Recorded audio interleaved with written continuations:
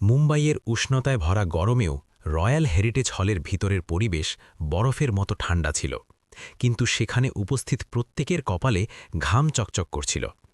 হলের একেবারে মাঝখানে একটা বিশালাকার লোহার তিজোরি রাখা ছিল, যেটা কোনো সাধারণ তিজোরির মতো দেখতে ছিল না। এটা কালো লোহার পিতল দিয়ে তৈরি একটা এমন যন্ত্র ছিল যেটা দেখতেই ভয়ঙ্কর লাগছিল। একে কালো দুর্গ বলা হতো। শহরের সবচেয়ে ধনী আর অহংকারী শিল্পপতি সেঠ জগমোহন দাস রাগে নিজের হিরে বসানো লাঠি মেঝেতে আছড়ে ফেলছিলেন। তার সামনে দুনিয়ার সেরা তালা ভাঙার কারিগররা, যাদের জার্মানি আর জাপান থেকে ডেকে আনা হয়েছিল, মাথা নিচু করে দাঁড়িয়েছিলেন। সেই তিজোরির ভিতরে সেঠ জগমোহনের বংশের সবচেয়ে মূল্যবান উইল আর কিছু এমন গোপন রহস্য বন্দী ছিল, যাদের আজ সন্ধ্যা পর্যন্ত বাইরে আসা জীবন মৃত্যুর প্রশ্ন ছিল। তিজোরির তালা ডিজিটাল নয়, বরং পুরনো আমলের অত্যন্ত জটিল মেকানিক্যাল গিয়ার সিস্টেম ছিল, যেটা জ্যাম হয়ে গিয়েছিল। বোকাদের দল! সেঠ জগমোহন গর্জন করে উঠলেন। তার গলা হলে গম গম করে উঠল। আমি তোমাদের ওপর কোটি কোটি টাকা খরচ করেছি, আর তোমরা একটা লোহার দরজা খুলতে পারছ না? যদি আজ সন্ধ্যা 6টা পর্যন্ত এটা না খোলে, তাহলে আমার পুরো সাম্রাজ্য মাটিতে মিশে যাবে। সেই আলিশান হলের বাইরের দরজার কাছে নিরাপত্তারক্ষীদের চোখ এড়িয়ে এক 12 বছরের রোগা পাতলা ছেলে দাঁড়িয়েছিল। তার নাম ছিল মানব। মানবের কাপড় নোংরা ছিল, পায়ে ভাঙা চটি ছিল, আর হাতে কালি লেগেছিল। সে পাশেরই একটা ছোট গ্যারেজে মেকানিকের সাহায্য করত। সারা দিন গাড়ির নাট বোল্ট আঁটতে আঁটতে তার কানে যন্ত্রের ধরধর শব্দ শোনার অভ্যেস হয়ে গিয়েছিল। যেখানে বড় বড় ইঞ্জিনিয়াররা শব্দে উলঝে থাকতেন, মানব যন্ত্রের নীরবতায়ও শব্দ শুনতে পেত। যখন শেষ জাপানি ইঞ্জিনিয়ারও হার মেনে নিজের সরঞ্জাম গুটিয়ে নিলেন, তখন হলে সন্নাটা নেমে এলো। সেঠ জগমোহন হতাশায় মাথা চেপে কুর্সিতে বসে পড়লেন। তার চোখে অশ্রু আর রাগ দুটোই ছিল। ঠিক তখনই সেই সন্নাটাকে চিরে একটা পাতলা আর ভয়ার্ত গলা ভেসে এলো। সাহেব, আমি চেষ্টা করব। সবার চোখ দরজার দিকে ঘুরল। সেখানে মানব দাঁড়িয়েছিল ভয়ে ভয়ে, কিন্তু তার চোখে এক অদ্ভুত চমক ছিল। নিরাপত্তারক্ষীরা তৎক্ষণাৎ তার দিকে ছুটে গেল। এই ভিখারি, তুই ভিতরে ঢুকলি কি করে? চল ভাগ এখান থেকে! একজন রক্ষী মানবের কলার ধরে ঠেলে দিল। মানব মেঝেতে পড়ে গেল, কিন্তু তার চোখ সেই বিশাল কালো তিজোরিতেই আটকে ছিল। থামো! সেঠ জগমোহন ভারী গলায় বললেন। তিনি কুর্সি থেকে উঠে ধীরে ধীরে সেই পড়ে যাওয়া ছেলেটার কাছে এলেন। তার চোখে ঘৃণা ছিল, কিন্তু ডুবতে থাকা মানুষের খড়কুটোর মতো আশাও ছিল। সেঠ নিচু হয়ে মানবকে দেখলেন। তুই একটা গ্যারেজের কিট, তুই করবি যা দুনিয়ার বড় বড় ইঞ্জিনিয়াররা করতে পারেনি? মানব নিজের হাঁটুর ধুলো ঝেড়ে উঠে দাঁড়াল। সে সোজা সেঠের চোখে চোখ রেখে তাকাল। তার ভিতরের ভয় এখন উবে গিয়েছিল, কারণ তিজোরির ভিতর থেকে একটা খুব ধীর টিকটিক শব্দ তার কানে আসছিল, যেটা আর কারো কানে আসছিল না। মানব গভীর নিঃশ্বাস নিয়ে বলল, সাহেব, এই তিজোরি জোরে নয়, ধৈর্যে খুলবে। আমাকে শুধু একটা সুযোগ দিন, আমি এই তিজোরি খুলতে পারব। সাহেব! পুরো হলে হাসির ফোয়ারা ছুটে গেল। লোকে সেই গরিব ছেলেটার মজা নিতে লাগল, কিন্তু সেঠ জগমোহন হাসলেন না। তার সম্মান দাওয়ে ছিল, তার হারানোর আর কিচ্ছু বাকি ছিল না। সেঠ জগমোহন যখন নিষ্ঠুর চমক এলো, তিনি হাত তুলে সবাইকে চুপ করালেন, আর তারপর এমন একটা কথা বললেন যেটা সবার শ্বাস রুদ্ধ করে দিল।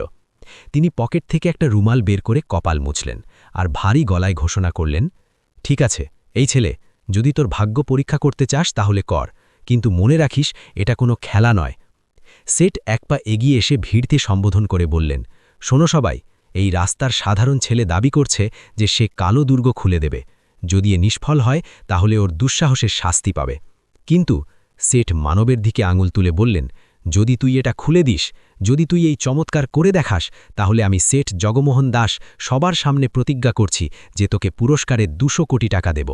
200 কোটি! এই অঙ্ক শুনে সেখানে উপস্থিত প্রত্যেক মানুষ স্তব্ধ হয়ে গেল। মানবের কাছে তো এই অঙ্ক স্বপ্নেরও বাইরে ছিল, কিন্তু মানবের মনোযোগ টাকায় ছিল না, তার মনোযোগ সেই তিজোরির তালায় ছিল, যেটা তাকে ডাকছিল। হলের সন্নাটা এত গভীর ছিল যে কোনো সুই পড়লেও তার শব্দ বোমার বিস্ফোরণের মতো লাগত। মানব ধীরে ধীরে সেই বিশাল কালো তিজোরির দিকে এগোলো। তার পায়ের শব্দ সেই আলিশান মেঝেতে বেসুরো লাগছিল।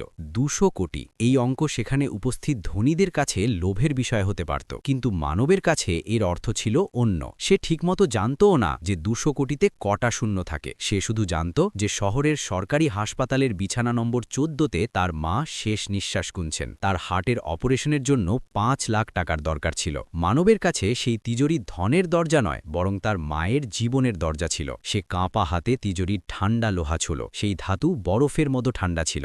মানব চোখ বন্ধ করে গভীর নিঃশ্বাস নিল। সে নিজের চারপাশে দাঁড়ানো স্যুট বুট পরা লোকদের, রাগে লাল হয়ে যাওয়া শেঠ জগমোহনকে আর হাতে বন্দুক নিয়ে দাঁড়ানো রক্ষীদের মন থেকে পুরোপুরি মুছে ফেলল। এখন সেখানে শুধু দুটো জিনিস ছিল, সে আর কালো দুর্গ। মানব পকেট থেকে একটা ছোট রস্তা লোহার তার বের করল। এটা কোনো হাইটেক সরঞ্জাম ছিল না, শুধু একটা সাধারণ সাইকেলের স্পোক, যেটা সে ঘষে তীক্ষ্ণ করেছিল। ভিড় থেকে কারো হাসির শব্দ এলো। এই লোহার তার দিয়ে কোটি টাকার লকার খুলবে? পাগল হয়ে গেছে নাকি? চুপ! শেঠ জগমোহন কড়া গলায় বললেন। তার চোখ ঘড়িতে ছিল। 5:45 হয়ে গিয়েছিল। মাত্র 15 মিনিট বাকি ছিল। ছেলে, তোর সময় শুরু হয়ে গেছে। যদি তুই আমার সময় নষ্ট করিস, তাহলে আমি তোকে পুলিশের হাতে তুলি দেব না, বরং সোজা কুকুরদের সামনে ছুঁড়ে ফেলে দেব। মানব কোনো উত্তর দিল না। সে বাঁ কান তিজুরির ডায়ালের একদম কাছে লাগালো। তার আঙুলগুলো, যেগুলো সারাদিন গ্যারেজে গ্রিজ আর তেলে মাখা থাকত, এখন কোনো সার্জেনের মতো নরমভাবে ডায়াল ধরেছিল। সে ডায়াল খুব ধীরে ডান দিকে ঘোরালো। খাট টিক, একটা খুব হালকা শব্দ, যেটা হয়তো শেঠ জগমোহন বা জাপানি ইঞ্জিনিয়ারদের কানে পড়েনি, মানবের কানে গম গম করে উঠল। এটা তিজুরির ভিতরে চলা গিয়ারের ঘর্ষণের শব্দ ছিল। মানবের বাবা, যিনি একসময় এই শহরের সেরা তালা বানানোর কারিগর ছিলেন আর গুড়িবিতে মারা গিয়েছিলেন, তিনি মানবকে একটা কথা শিখিয়েছিলেন। বাবু, প্রত্যেক তালার একটা হৃদয় থাকে। ওকে জোর করে ভাঙিস না, ওর সঙ্গে কথা বল, ও নিজেই পথ ছেড়ে দেবে। মানব সেই নীতিতেই কাজ করছিল। সে তালার সঙ্গে লড়াই করছিল না, ওকে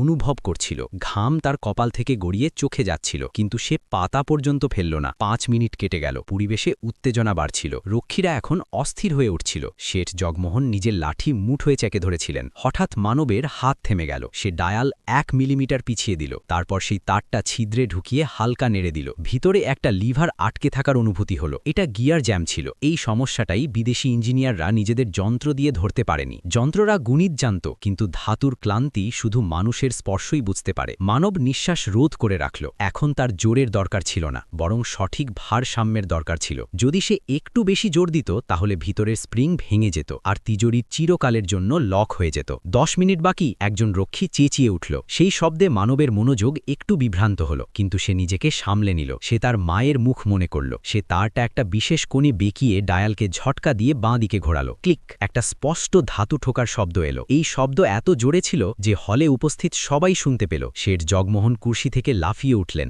জাপানি ইঞ্জিনিয়ারদের চোখ হাঁ হয়ে গেল। মানব ধীরে ডায়াল ছেড়ে দিয়ে পিছিয়ে গেল। সে শেঠের দিকে তাকালো। তার মুখ ঘামে ভিজে গিয়েছিল, কিন্তু চোখে এক অদ্ভুত শান্তি ছিল। সাহেব, মানবের গলা কাঁপছিল। প্রথম তালা খুলে গেছে, কিন্তু এখনও দুটো বাকি আছে। আর এই যন্ত্রটা খুব পুরনো, এটা গরম হয়ে যাচ্ছে। শেঠ জগমোহন ছুটে এসে দেখলেন যে লকারের হ্যান্ডেলে লাগানো লাল বাতি এখন হলুদ হয়ে গেছে, মানে প্রক্রিয়া শুরু হয়ে গেছে। বাহাদুরি! শেঠ চেঁচিয়ে উঠলেন, কিন্তু তারপর তার মুখ শক্ত হয়ে গেল। থামিস না, পুরোটা খুলে ফেল। যদি 6টার আগে এটা না খুলে, তাহলে এই হলুদ বাতি আবার লাল হয়ে যাবে আর সব শেষ হয়ে যাবে।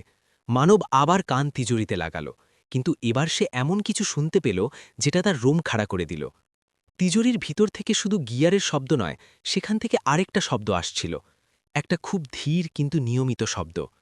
টিক টক, টিক টক।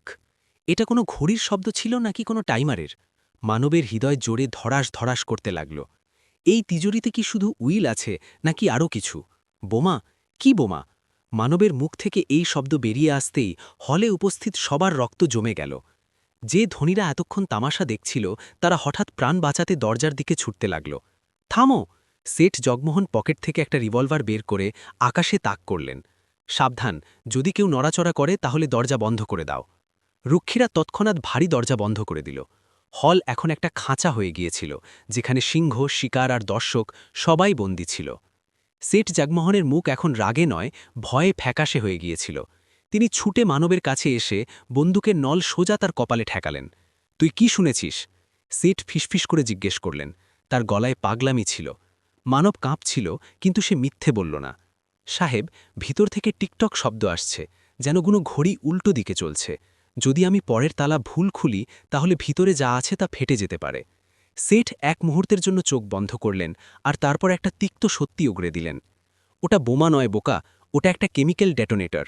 আমার পরদাদা বানিয়েছিলেন, যদি ঠিক 6টার মধ্যে তিজোরি না খোলে বা কেউ ভুলভাবে খোলার চেষ্টা করে তাহলে ভিতরে রাখা অ্যাসিডের শিশি ভেঙে যাবে, আমার উইল, আমার বংশের সব গোপন রহস্য সব পুড়ে ছাই হয়ে যাবে। আর যদি সেই কাগজ পুড়ে যায় তাহলে আমি তো সেভাবেই মরে যাব। সেঠ বন্দুকের ঘোড়া টিপলেন। আমার হাতে মাত্র 7 মিনিট বাকি। খুলে ফেল, এক্ষুনি খুলে ফেল, নইলে তোকে আর তোর অসুস্থ মাকে, যাকে তুই বাঁচাতে চাস, আমি এক্ষুনি শেষ করে দেব। মানবের চোখ থেকে অশ্রু গড়িয়ে পড়ল। তার নিজের প্রাণের ভয় ছিল না, কিন্তু তার মায়ের মুখ তার চোখের সামনে ঘুরে বেড়াচ্ছিল। যদি সে মরে যায় তাহলে মাকে কে বাঁচাবে? তাকে এটা করতেই হবে। সে অশ্রু মুছে গভীর নিঃশ্বাস নিল। সেঠের পাগলামি আর মৃত্যুর ভয় এখন তাকে বিচলিত করতে পারছিল না। সাহেব, বন্দুক নামিয়ে রাখুন।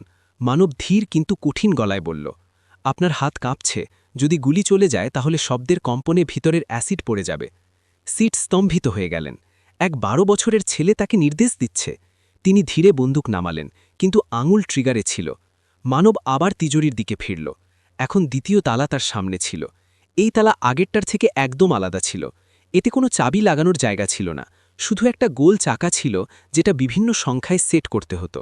সমস্যা ছিল যে মানব কোড জানত না, তাকে শুধু শব্দের সাহায্যে সঠিক সংখ্যা খুঁজতে হতো। হলে সন্নাটা এত গভীর ছিল যে লোকের হৃদয়ের ধুকপুক শোনা যাচ্ছিল। মানব চাকা ঘোরাতে শুরু করল।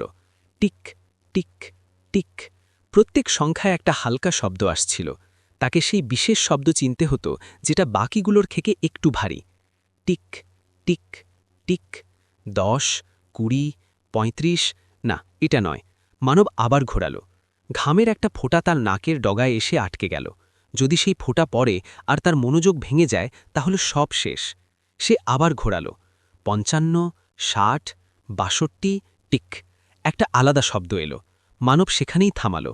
প্রথম সংখ্যা 62, সে বিড়বিড় করল। এখনও দুটো সংখ্যা খুঁজতে হবে। আর সময়, দেওয়ালির ঘড়ি বলছিল যে 5:56 হয়ে গেছে, মাত্র 4 মিনিট বাকি। হঠাৎ তিজোরির ভিতর থেকে টিকটক শব্দ জোরালো হয়ে গেল। এখন হলে দাঁড়ানো লোকেরাও শুনতে পাচ্ছিল। টক, টিকটক, টক, জলদি কর, সেট চেঁচিয়ে উঠলেন। এই যন্ত্রটা গরম হয়ে যাচ্ছে। মানব চোখ বন্ধ করল। সে নিজের সব ইন্দ্রিয় আঙুলের ডগায় কেন্দ্রীভূত করল। সে দ্বিতীয় সংখ্যা খুঁজল। 18, কট। তালার দ্বিতীয় অংশ খুলে গেল। এখন শুধু একটা সংখ্যা বাকি ছিল, শেষ সংখ্যা, আর এটাই ছিল সবচেয়ে বিপজ্জনক। যদি এটা ভুল হতো তাহলে লিভার সোজা অ্যাসিডের শিশিতে পড়ত। সময় 5:58। মানব চাকা ঘোরালো। সে 90-এর কাছাকাছি কিছু অনুভব করল। সে আরও মনোযোগ দিয়ে শুনল। তারপর 10-এর কাছেও একই শব্দ পেল। সে বিভ্রান্ত হয়ে গেল। যন্ত্রটা তাকে ধোঁকা দিচ্ছিল। এতে দুটো ফলস গেট ছিল, একটা সঠিক, একটা মৃত্যুর পথ। 50-50 সূচক। মানব পিছনে ঘুরে সেটকে দেখল। সাহেব, দুটো পথ আছে, একটা 90-এ যায়, একটা 10-এ। আমি জানি না সঠিকটা কোনটা। যদি ভুল বেছে নিই তাহলে সব শেষ। আপনি মালিক, আপনি বলুন কোন সংখ্যা বেছে নেব। সেঠ জগমোহনের অহংকার পলকের মধ্যে চূর্ণ হয়ে গেল। তিনি ঘামে ভিজে গিয়েছিলেন। কোটি কোটি টাকার সাম্রাজ্য গড়া মানুষটা আজ একটা সংখ্যা বেছে নিতে কাঁপছিলেন। আমি জানি না। সেঠ হাঁটুতে ভর দিয়ে পড়ে গেলেন। ভগবানের দোহাই, যা খুশি কর, শুধু আমাকে বাঁচা। সময় 5:59, শেষ 60 সেকেন্ড। মানব আবার ডায়ারের দিকে তাকালো। সে নিজের মায়ের সেই কথা মনে করল যেটা তিনি প্রায়ই বলতেন, যখন মাথা কাজ না করে তখন হৃদয়ের কথা শোন, আর যে পথটা সবচেয়ে কঠিন লাগে প্রায়ই সেটাই সত্যি হয়। 90-এর পথ সহজ লাগছিল, মসৃণ। 10-এর পথ খসখসে আর জ্যাম। মানব সিদ্ধান্ত নিয়ে ফেলল। সে কাঁপা হাতে ডায়াল 10-এর দিকে ঘোরাতে শুরু করল। বৃষ্টির ফোঁটাগুলো গাড়ির জানালায় টোকা দিচ্ছিল। গাড়ির ভিতরের জগৎ বাইরের ঠান্ডা আর কাদা থেকে একদম আলাদা ছিল, শান্ত, গরম আর দামি আতরের সুবাসে ভরা। পিছনের সিটে বসা ব্যক্তি একটা মোটা তোয়ালে মানবের দিকে বাড়িয়ে দিলেন। চোখের জল মুছে ফেলো বাবু, সেই ভারী গলা বলল। দুর্বলরা কাঁদে, শক্তিশালীরা হিসেব করে। মানব মুখ তুলল। সামনে বসা ব্যক্তির বয়স প্রায় 50 বছর, মুখে রুক্ষ তীক্ষ্ণতা আর চোখে আগুনের মতো চমক। এটা ছিল শহরের দ্বিতীয় বৃহত্তম শিল্পপতি রুদ্রপ্রতাপ সিং, যিনি সেঠ জগমোহনের সবচেয়ে বড় শত্রু বলে পরিচিত ছিলেন। গাড়ি সিটি হাসপাতালে চালাও, রুদ্রপ্রতাপ ড্রাইভারকে নির্দেশ দিলেন। তারপর মানবের দিকে তাকিয়ে বললেন, তোমার মায়ের চিকিৎসা আমার দায়িত্ব।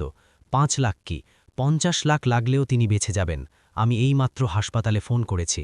ডাক্তাররা অপারেশন থিয়েটার তৈরি করছেন। মানবের কাছে এটা চমৎকারের চেয়ে কম ছিল না। সে কাপা হাতে রুদ্রপ্রতাপের পা ছোঁয়ার চেষ্টা করল, কিন্তু তিনি তাকে থামিয়ে দিলেন। পা ছোঁও না, হাত মেলাও। রুদ্রপ্রতাপ বললেন, তুমি আজ যা করেছ তা জাদু। আমি নিজের গুপ্তচরদের মাধ্যমে সেখানকার লাইভ রেকর্ডিং দেখেছি। জগমোহন নিজের আসল রূপ দেখিয়ে দিয়েছে। সে একজন শিল্পীর অপমান করেছে। সে ভুলে গেছে যে সিঁড়ি দিয়ে মানুষ ওপরে ওঠে তাকে লাথি মারলে নিচে পড়তেই হয়। গাড়ি হাসপাতালের বাইরে থামল। ডাক্তারদের দল আগে থেকেই তৈরি ছিল। মানবের মাকে তৎক্ষণাৎ আইসিইউতে নিয়ে যাওয়া হলো। আধ ঘণ্টা পর ডাক্তার বাইরে এসে বললেন, তিনি বিপদমুক্ত। আপনি সঠিক সময় টাকা জমা না দিলে অনর্থ হয়ে যেত। মানব কাঁচের জানালা দিয়ে নিজের মাকে ঘুমোতে দেখছিল। তার হৃদয় থেকে বোঝা নেমে গিয়েছিল, কিন্তু মনে শেঠ জগমোহনের সেই ধাক্কা আর অপমান এখনও তাজা ছিল। রুদ্রপ্রতাপ তার পিছনে এসে দাঁড়ালেন। এখন বলো মানব, তুমি কি সেই বেঈমানকে এমনি ছেড়ে দেবে? সে তোমার সঙ্গে 200 কোটির প্রতিশ্রুতি ভেঙেছে, তোমাকে কাদায় ফেলেছে। তুমি কি তাকে শিক্ষা দিতে চাও না? মানব মুঠো বাঁধল। তার চোখে নতুন চমক এলো। সে নিজের ভিজে পকেটে হাত ঢুকিয়ে একটা ছোট সোনালি ধাতুর জিনিস বের করল। এটা একটা খুব ছোট পিন ছিল, যেটা কোনো ঘড়ির যন্ত্রাংশের মতো দেখতে। সাহেব, মানব ধীর গলায় বলল, যখন আমি কালো দুর্গের শেষ তালা খুলছিলাম তখন বুঝতে পারি যে তার গিয়ার বক্স খারাপ হয়ে যাচ্ছে। সেঠজি কাগজ বের করেছেন, কিন্তু আমি জানি তার অভ্যেস কি। তিনি সেই কাগজ ব্যাংকে রাখবেন না, কারণ রাত হয়ে গেছে। ভয়ে তিনি সেগুলো আবার সেই তিজোরিতেই রাখবেন। রুদ্রপ্রতাপ সেই ছোট পিনটা দেখলেন। তখন মানবের মুখে এক রহস্যময় হাসি এলো, যেটা তার বয়সের চেয়ে অনেক বড় ছিল। এই পিন তিজোরির অটোলক সিস্টেমের অংশ। আমি চুপি চুপি এটা বের করে নিয়েছি। এটা ছাড়া যদি কেউ দরজা বন্ধ করে তাহলে তালা ভিতর থেকে চিরকালের জন্য জ্যাম হয়ে যাবে। আর সবচেয়ে বড় কথা, মানব থামল আর রুদ্রপ্রতাপের চোখে তাকালো। সবচেয়ে বড় কথা এই যে তিজোরির কেমিক্যাল টাইমার পুরোপুরি বন্ধ হয়নি, ওটা শুধু পজ ছিল। যেই সেঠজি দরজা বন্ধ করেছেন টাইমার আবার শুরু হয়ে গেছে, কিন্তু এখন পিন না থাকায় দরজা বাইরে থেকে খুলবে না। ভিতরে কাগজ আছে আর ওপরে অ্যাসিডের শিশি, যেটা ঠিক 12 ঘন্টা পর, অর্থাৎ কাল সকাল 8টায় সেই কাগজের ওপর পড়বে। রুদ্রপ্রতাপের চোখ বড় হয়ে গেল। মানে জগমোহন নিজের উইলকে নিজেই একটা টাইম বোমে বন্দি করে ফেলেছে। হ্যাঁ, মানব বলল, এখন সেই তিজোরি দুনিয়ার কোনো ইঞ্জিনিয়ার খুলতে পারবে না। শুধু আমিই বাঁচাতে পারি, কারণ আমি জানি এই পিনটা বাইরে থেকে একটা ছোট ছিদ্র দিয়ে কিভাবে আবার ঢোকাতে হয় যাতে টাইমার থেমে যায়। রুদ্রপ্রতাপ জোরে হাসলেন। তার হাসি হাসপাতালের করিডোরে গম গম করে উঠল। অসাধারণ। মানে কাল সকালে সেট জগমোহনের কাছে ধন নয়, শুধু ছাই থাকবে। কাল সকাল 9টায় তার প্রেস কনফারেন্স আছে, যেখানে সে নিজের জয়ের উৎসব পালন করবে। ভাবো, যখন সে জানবে তার উইল পুড়তে চলেছে, তখন তার কি অবস্থা হবে। রুদ্রপ্রতাপ নিজের হাত বাড়িয়ে দিলেন। কাল আমরা সেই পার্টিতে যাব মানব, কিন্তু ভিখারি হয় নয়, রাজার মতো। কাল সে তোমার পায়ে পড়ে ভিক্ষা চাইবে। পরের সকালে সূর্যের রশ্মির রয়্যাল হেরিটেজ হলের গম্বুজে সোনার মতো চকচক করছিল, কিন্তু শেঠ জগমোহন দাসের জন্য এই সকাল অন্ধকার নিয়ে আসছিল। হলে শহরের পুরো মিডিয়া জমায়েত হয়েছিল, ক্যামেরার ফ্ল্যাশ চমকাচ্ছিল। শেঠ জগমোহন নতুন রেশমি শেরওয়ানি পরে গলায় ফুলের মালা নিয়ে মঞ্চে দাঁড়িয়ে নিজের মহত্বের গল্প শোনাচ্ছিলেন। বন্ধুরা, শেঠ মাইকে বললেন, কাল রাতে কিছু প্রযুক্তিগত সমস্যা হয়েছিল, কিন্তু জগমোহন দাসকে কোনো তালা, কোনো বিপদ থামাতে পারে না। আমার সাম্রাজ্য কালো অটল ছিল, আজও আছে আর সব সময় থাকবে। এখন আমি আপনাদের সামনে আমার বংশের সেই ঐতিহাসিক উইল পেশ করব। ভিড় তালি বাজালো। শেঠ নিজের সেক্রেটারিকে ইশারা করলেন, যাও, কালো দুর্গ থেকে সেই ফাইল নিয়ে এসো। সেক্রেটারি ছুটে ভিতরে গেল, কিন্তু 2 মিনিট পর সে ফিরে এলো। তার মুখ কাগজের মতো সাদা ছিল, আর সে ভয়ঙ্করভাবে কাঁপছিল। সে হোঁচট খেতে খেতে মঞ্চে উঠে শেঠের কানে কিছু ফিসফিস করল। শেঠ জগমোহনের হাত থেকে মাইক পড়ে গেল। মাইক পড়ার শব্দে হলে সন্নাটা নেমে এলো। শেঠ পাগলের মতো মঞ্চ থেকে লাফিয়ে ভিতরের ঘরের দিকে ছুটলেন। যখন তিনি তিজোরির কাছে পৌঁছলেন, তখন সেই দৃশ্য দেখে তার পায়ের নিচে মাটি সরে গেল। তিজোরির হ্যান্ডেল পুরোপুরি জ্যাম হয়ে গেছে, আর ভিতর থেকে সেই ভয়ঙ্কর শব্দ আসছিল, কিন্তু এবার অনেক জোরে। টক, টিকটক, টক। টাইমারের লাল বাতি বিপদের চিহ্নে ঝিকমিক করছিল। ডিজিটাল স্ক্রিনে সময় দেখাচ্ছিল 0:09, 5, 9 মিনিট আর 49 সেকেন্ড। না না, এটা হতে পারে না। শেঠ জগমোহন পাগলের মতো হ্যান্ডেল টানলেন, লাথি মারলেন, কিন্তু সেই লোহার দানব নড়ল না। খুলে দাও এটা, কেউ তো খুলে দাও, তিনি চেঁচিয়ে উঠলেন। ঠিক তখনই হলের মূল দরজায় একটা শব্দ হলো, জোরে নয়, ধৈর্যে খুলবে। সেঠজি। এই গলা চেনা ছিল। শেঠ আর সেখানে উপস্থিত মিডিয়া পিছনে ঘুরে দেখল। দরজায় রুদ্রপ্রতাপ সিং দাঁড়িয়েছিলেন, আর তার ঠিক পাশে একটা ছেলে দাঁড়িয়েছিল। কিন্তু এটা সেই নোংরা মানব ছিল না যাকে কাল কাদায় ফেলা হয়েছিল।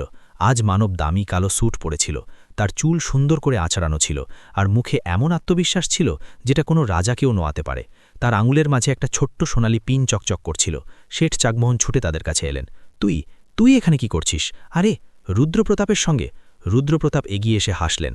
শেঠ জগমোহন, তুমি ভুলে গেছ, সময়ের চাকা ঘোরে। কাল তুমি তার পায়ে ছিলে, আজ তুমি তার পায়ে। তোমার তিজোরির সেই অটোলক সিস্টেম জ্যাম হয়ে গেছে, কারণ তার একটা গুরুত্বপূর্ণ অংশ, এই পিন আমাদের কাছে। মানব পিনটা আকাশে ছুঁড়ে ক্যাচ করল।